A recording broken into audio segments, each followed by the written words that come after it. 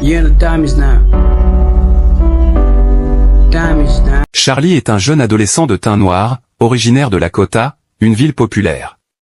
Il est l'aîné d'une famille de 4 enfants vivant dans une maison moderne dans un quartier en Afrique.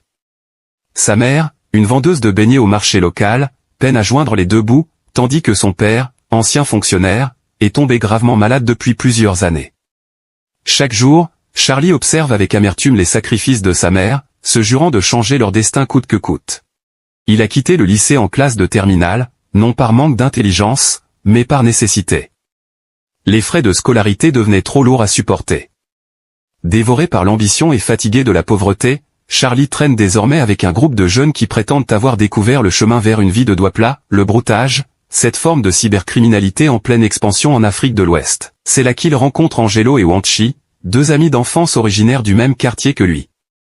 Les 2 garçons, tout comme Charlie, sont jeunes, noirs de peau, et issus de milieux défavorisés.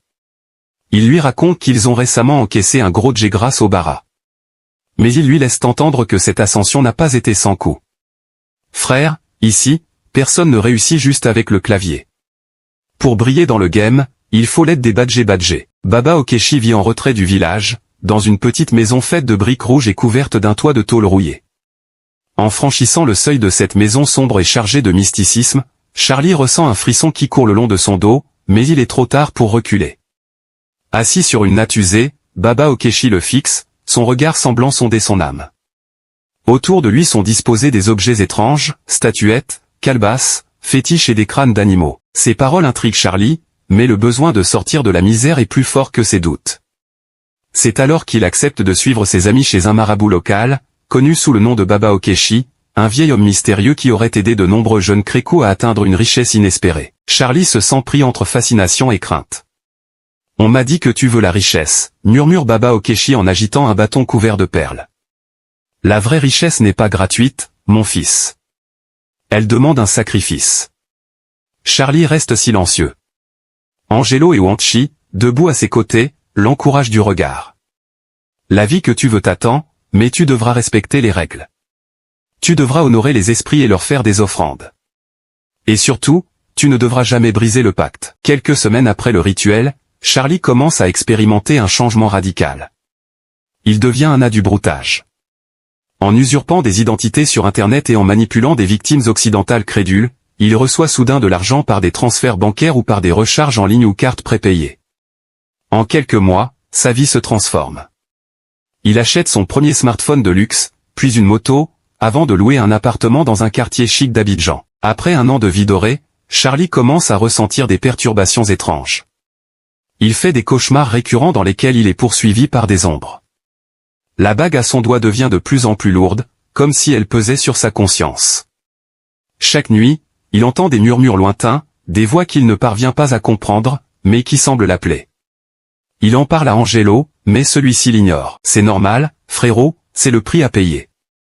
Ne t'inquiète pas, ça passera. » Charlie essaie d'oublier ses cauchemars en multipliant les dépenses, il achète une voiture, multiplie les sorties et fréquente les plus belles filles du quartier. Mais les nuits deviennent de plus en plus oppressantes. Un jour, après une soirée particulièrement arrosée, il fait un rêve terrifiant, il voit Baba Okechi entouré d'esprits menaçants qui réclament un nouveau sacrifice. Le lendemain matin, il se réveille en sueur, le cœur battant à tout rompre. La pression devient insoutenable, et Charlie se met à négliger ses visites chez Baba Okechi.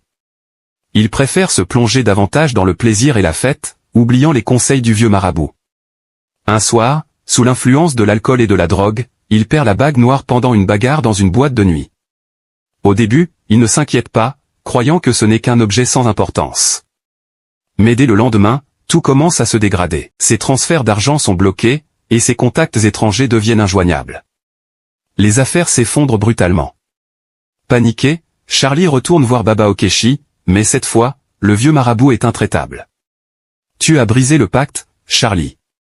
Maintenant, tu dois faire face aux conséquences. » Okechi lui annonce que la seule façon de se racheter est de réaliser un sacrifice humain. Terrifié, Charlie comprend qu'il est pris au piège d'un système bien plus sombre qu'il ne l'avait imaginé. Charlie refuse de commettre un meurtre. En conséquence, il est abandonné par les esprits et voit sa vie s'écrouler sous ses pieds. L'argent disparaît, ses amis l'évitent, et même Angelo et Wanchi coupent les ponts avec lui. Sa voiture est saisie, son appartement vidé, et il retourne vivre chez sa mère, honteux et brisé. Les rumeurs se répandent rapidement. Tout le quartier parle du « grand Charlie » qui a tout perdu. Les filles qui le suivaient autrefois ne veulent plus entendre parler de lui, et ses anciens partenaires de broutage le méprisent ouvertement. Dévasté, Charlie sombre dans une profonde dépression. Pendant des jours, il reste enfermé dans sa chambre, incapable de trouver un sens à sa vie. C'est alors que sa mère, une femme profondément croyante, lui tend la main. « Mon fils, il n'est jamais trop tard pour demander pardon à Dieu. » Avec l'aide de sa mère, Charlie commence un processus de repentance. Il décide de se rendre à l'église chaque dimanche et participe à des séances de prière avec les membres de l'église MVJC, qui signifie Mission des vainqueurs en Jésus-Christ, où il décide d'appartenir à cette communauté religieuse. Petit à petit, il retrouve un semblant de paix intérieure. Il confesse ses péchés publiquement et s'éloigne définitivement du monde de la cybercriminalité. Charlie apprend à reconstruire sa vie, mais cette fois, sans chercher de raccourci. Il décroche un petit emploi dans une boutique et décide d'économiser pour reprendre ses études.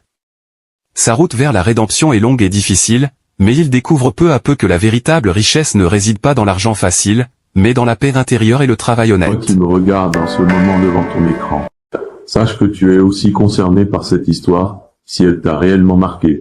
Donc, n'hésite pas à partager ton histoire, ou une histoire de ce genre, qui t'a beaucoup marqué. Surtout n'oubliez pas la chanson préférée des youtubeurs que nous sommes, qui est de liker, partager, publier, et de vous abonner à ma chaîne, Charlie TV.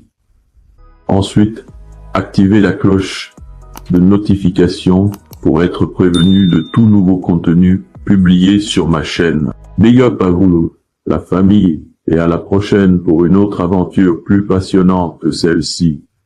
Et retenez toujours ce seul proverbe que me disait un ami dans un jargon ivoirien. On décroît un djé au fur et à mesure qu'on cultive l'esprit d'un crécou. Mais évitons de se tourner vers les badjés et badjés pour nourrir cet esprit. Cela signifie qu'il est bon de penser à comment devenir riche, mais d'éviter d'utiliser une quelconque forme de magie noire ou pacte avec le diable pour parvenir à ses fins.